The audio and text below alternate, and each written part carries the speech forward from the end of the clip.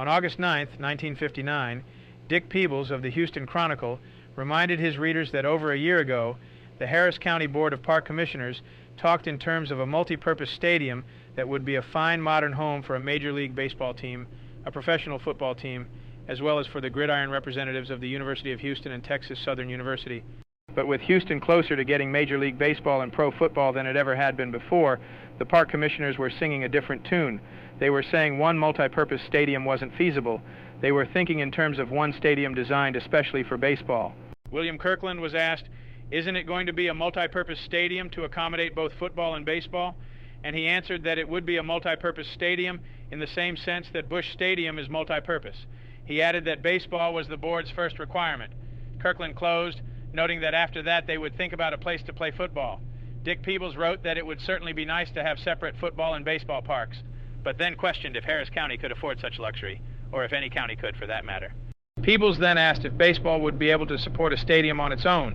In a report the park commissioners made to the Harris County Commissioners Court on June 20th, 1958, it was estimated that the annual gross revenue from baseball in a new stadium would be $326,414. But that was less than half of the projected gross revenue. Professional football would only return $103,500, and college football would account for $168,780. With a postseason football game and other events added, the total estimated gross revenue would be $683,994, which was quite a bit more than what baseball would return by itself.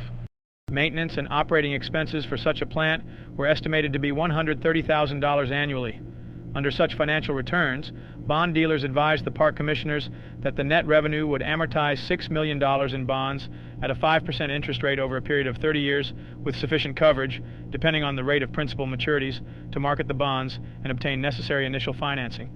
The amount of net revenue necessary to amortize that amount at that interest rate over 30 years was $390,600 yearly on a level schedule of payments.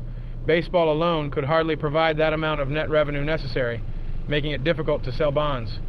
It was also a bit difficult to understand why a dual-purpose stadium was not feasible in Harris County when three major cities, Baltimore, Minneapolis, and what was being planned in Washington, D.C., had found that to be the answer to their problems.